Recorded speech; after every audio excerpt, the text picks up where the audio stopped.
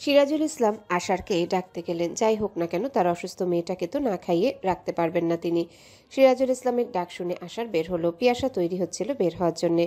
সিরাজুল ইসলাম আমতা আমতা করে বলল, তোর আপা রাগ করে দরজা বন্ধ করে বসে আছে, একবার আয় তো, তুই তুই ডাকলে হয়তো দরজা খুলবে।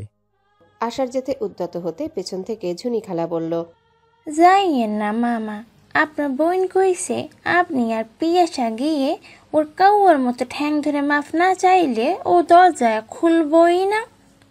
সিরাজুল ইসলাম রাগী দৃষ্টিতে তাকাতে ঝুনি সরে গেল। আশার বাবার দিকে তাকিয়ে বলল, তাই নাকি বাবা? সিরাজুল ইসলাম চুপ করে রইলেন। এত অশান্তি আর সহ্য হচ্ছে না তার। আশার স্পষ্ট করে বলল, আমি অথবা আমার বউ কেউই যাবে না বাবা। তোমার মেয়ে একবারিয়ে আমার বউয়ের পেছনে লেগেছে, তাই আমার কোনো দায় পড়েনি ওর অন্যায় আবদার মেটাতে ওর কাছে যৌতুকভাবে ক্ষমা চাওয়ার। তোর বোনটা অসুস্থ আশার, তুই এইটুকু বুঝতে পারছিস না কেন? আশার চমকায়। এই খবরটা ওর জানা ছিল না, ওকে কেউ জানায়নি। আশার ভাবল যাওয়া উচিত তাহলে, তবে পিয়াসা যাবে না, সে একা যাবে। বৈশাখীর রুমের সামনে এসে দেখে রজনী বসে আছে চুপ করে। আশারকে দেখেই উঠে এসে বললেন, তুই কেন এসেছিস? আপামনি নাকি দরজা বন্ধ করে বসে আছে? বসে থাকুক, সারাদিন বসে থাকুক, ও নাটক করছে। ও তোদের বংশটাই এমন নাটক করার বংশ। আমার একটা জীবন শেষ করেছে তোর বাপ দাদি ফুফু মিলে নাটক করে করে। এখন আবার আমার ছেলের বউয়ের জীবন নষ্ট করবে তোর বোন। তোর বাপের মতো ছোবলামি করবি না। যা, পিয়াসারে নিয়ে বের হ। ওর আজকে প্রথম দিন কাজের, তুই ওর কাছে যা। আশার মায়ের কথা শুনে চুপচাপ দাঁড়িয়ে রইল। সে না আসলে মা যদি মনে করত বিয়ে করতে না করতে সে বোনদের পর করে দিয়েছে। এখন দেখছে এসেও বিপদে পড়ল। মায়ের এমন অগ্নিমূর্তি আসার আগে খুব একটা দেখেনি। সিরাজুল ইসলামের মেজাজ পুরো খারাপ হয়ে গেল রজনীর কথা শুনে। ধমকে বলল, ফালতু কথা বলবে না রজনী, তুমি এমন কোনো রসগোল্লা না যে তোমাকে মাথায় নিয়ে নাচার দরকার ছিল। আমার মা বোনদের সবকিছুতে টানবে না, সবকিছুর একটা লিমিটেড থাকে। রজনীর আজকে ধৈর্য শূন্যের কোঠায় নেমে এসেছে। তার দুই মেয়ে দাদি ফুপুর সব স্বভাব পেয়েছে। বড়জন তো মহুয়া বেগমের কার্বন কপি একেবারে। রজনী ভেবেছিল বৈশাখীর বিয়ে হয়ে গেছে যেহেতু, তাহলে বৈশাখী আর খুব একটা ঝামেলা করার সুযোগ পাবে না, সে থাকবে তার শ্বশুর বাড়ি। কিন্তু রজনীর হিসেবে ভুল ছিল। এদের যাত্রায় এমন মনে হয়। কিছুক্ষণ আগে বৈশাখীর হাজবেন্ড কল করে জানিয়েছে তার স্ত্রী এখানেই থাকবে, শ্বশুর শাশুড়ির কাছে। ওখানে নাকি বৈশাখীর কষ্ট হয়। সে যেহেতু দেশের বাইরে থাকে, তাই বৈশাখীর জন্য বাবার বাড়ি সবচেয়ে নিরাপদ। মেয়েদের জন্য মনে যে আদর ভালোবাসা ছিল সেটা হুট করে কেমন বিরক্তিতে রূপ নিল। এই তিরিক্ষি মেজাজে আগুনে ঘি ঢালল সিরাজুল ইসলামের বলা কথাগুলো। রজনী গুটি গুটি পায়ে স্বামীর সামনে এসে দাঁড়িয়ে পড়ল। লিমিট ক্রস করলে কি করবে তুমি? কি করতে পারবে? ডিভোর্স দিবে? সে দরজাও খোলা আছে, অন্তত আমি মুক্তি পাবো। সিরাজুল ইসলাম হেসে বললেন, না, এসব তোমাদের বংশে হতে পারে, আমাদের বংশে ডিভোর্স হয় না। আমরা আমাদের বংশমর্যাদা মেনে চলি। রজনী ক্রুড় হেসে বলল, না প্লিজ, এসব খানদানি বংশের দোহাই দিও না। আর বরং এটা বলো, এ বয়সে ডিভোর্স দিলে ফুল টাইম কাজের বউ হাতছাড়া হয়ে যাবে তোদের। বিনা বেতনে শুধু ভাত কাপড় দিয়ে এমন কাজের লোক তো পাবে না। বৈশাখী সব শুনতে পেল। তার ভীষণ আশ্চর্য লাগলো। তার মা সে যে না খেয়ে আছে সে ব্যাপারে বিন্দুমাত্র কনসার্ন না। তিনি নিজের কথা বলে যাচ্ছেন কেমন। এজন্যেই মায়ের উপর বৈশাখীর রাগ ওঠে। কোথায় তাকে তেল মালিশ করবে সবাই মিলে, তা না করে তারা নিজেদের কথা বলছে। আশার বিরক্ত হয়ে বলল, বাবা, কথা কথা তোমার এই জমিদার বংশ বড় করো না। তোমাদের মতো এই টক্সিক জমিদার বংশ আর কারো না হোক, যেখানে শান্তিতে নিঃশ্বাস নেওয়া যায় না। স্টুপিড, হয়েছিস তো মায়ের মতো। থ্যাঙ্কস আল্লাহ যে আমি আমার মায়ের মতো হয়েছি, তোমার মায়ের মতো তো হয়নি। তুমি তো হয়েছো তোমার মায়ের মতো, তার সুফল তো দেখতেই পাচ্ছি। মা চলো, এখানে আর থাকার কোনো মানেই হয় না। রজনী আশারের সাথে চলে গেল। সিরাজুল ইসলামও চলে গেল। একে একে সবাই চলে গেল। বন্ধ দরজার ওপাশে বৈশাখী চুপ করে বসে রইল। পেটের ভিতর ছুঁচো দৌড়াচ্ছে। খিদে জান যায় তার। কেন যে রাগ দেখাতে গেল। খিচুড়িটা কি দারুণ ছিল। এখন খাবে কিভাবে সে?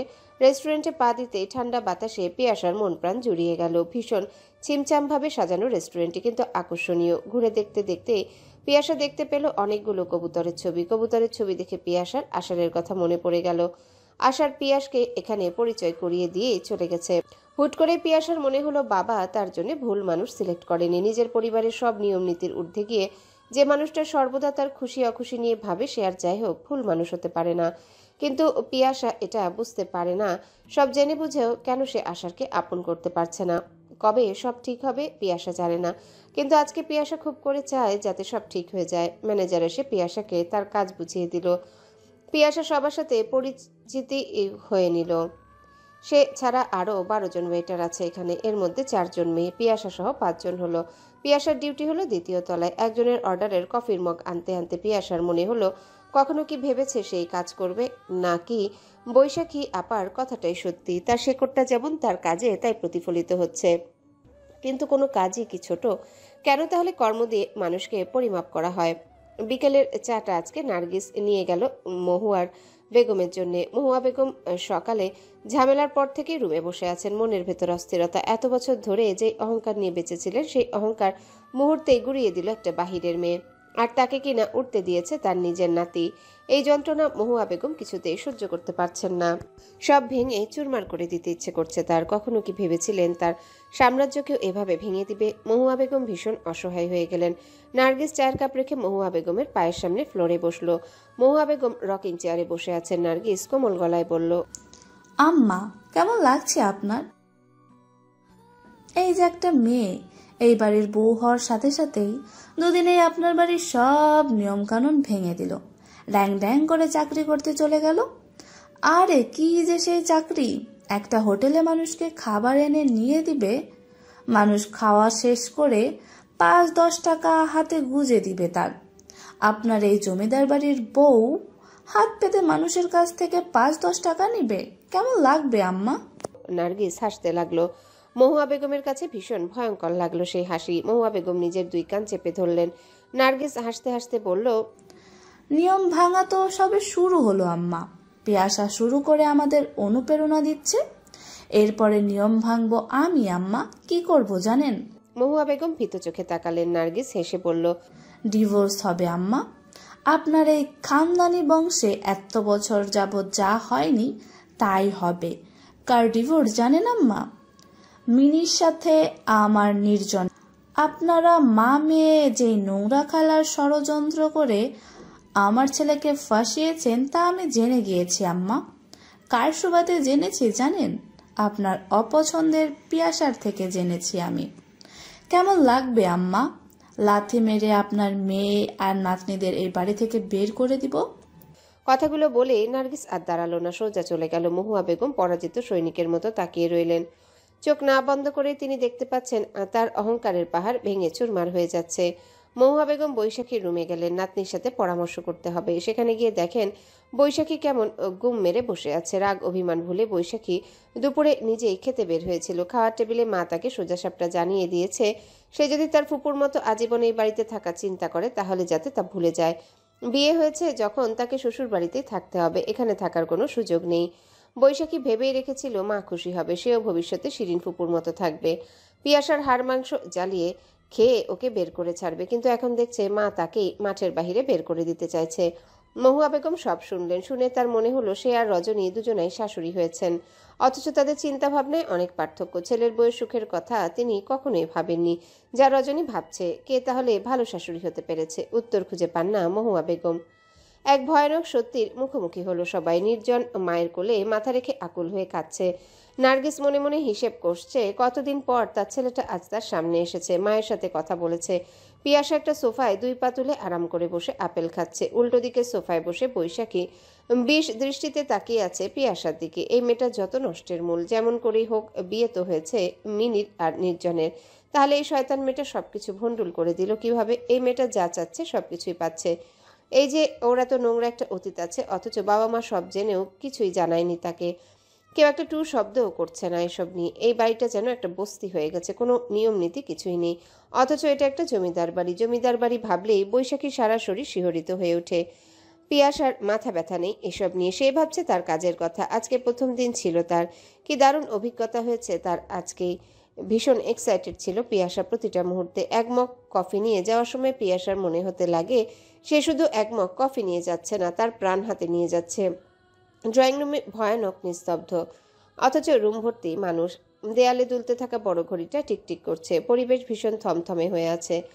মিরাজুল ইসলাম উত্তেজিত ভঙ্গিতে ঘরের মাঝখানে দাঁড়িয়ে আছেন। রাগে ব্রহ্মতালু ফেটে যাচ্ছে মনে হচ্ছে তার। মাথার ভেতর আগ্নেয়গিরির গরম লাভা যে কোনো মুহূর্তে বিস্ফোরিত হওয়ার অপেক্ষায়। সিরাজুল ইসলাম কঠোর গলায় মিনিকে জিজ্ঞাসা করল। পিয়াসা যা বলছে তা কি সত্যি? মিনি নির্বাক তাকিয়ে থাকে। পিয়াসা সবটা কিভাবে জানলো? ভাবতে ভাবতে মিনির মনে পড়ে গতকাল সকালে নীরা আসে ছাদে দাঁড়িয়ে এ ব্যাপারে কথা বলেছিল। পিয়াসা তখন শুনে ফেলেছে সব। মিনির বুকের ভেতর হাহাকার করছে। একটু আগে ছোট মামি যখন সবকিছু বলল, মিনির মনে হলো প্রতিটা শব্দই তীরের মতো ছুটে এসে মিনিকে ক্ষতবিক্ষত করে দিচ্ছে। নীরা থমথমে সুরে বলল, মামা, এটা কিন্তু বেশি বাড়াবাড়ি হচ্ছে। আপনি পিয়াস যা বলছে তাই বিশ্বাস করে নিচ্ছেন।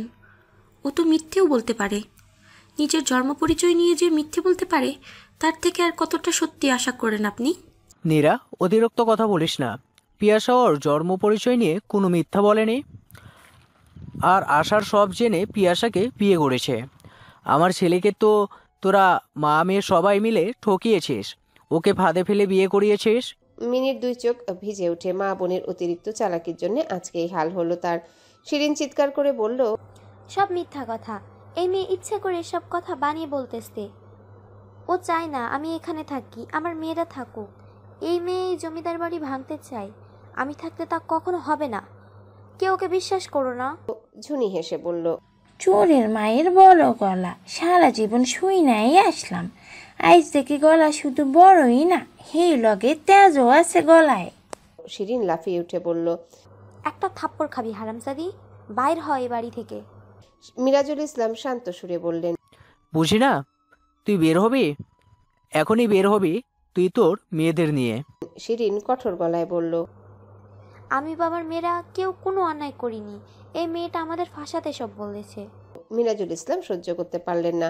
বোনের সামনে এসে দাঁড়ালেন। দুই চোখ রক্তবর্ণ হয়ে আছে তার, যেন সদ্য ফোটা রক্তজবা। গলার স্বর ভীষণ ঠান্ডা। শিরিনের চোখে চোখ রেখে বললেন, লজ্জা করলো না এরকম একটা জঘন্য কাজ করতে? একজন মা হয়ে নিজের মেয়েকে এরকম নোংরা একটা কাজ করতে সাহায্য করতে? ভালোবাসা দিয়ে সেই সম্পর্ক হওয়ার কথা, তা কিনা তুই ছলনা দিয়ে করেছিস। আমার ছেলের জীবন নিয়ে তাস খেলতে নেমেছিলি তুই। মিরাজুল ইসলামের শান্ত সুরে বলা কথাগুলো শিরিনের কানে উত্তপ্ত সীসার মতো লাগলো। জ্বলে পুড়ে গেল সর্বাঙ্গ।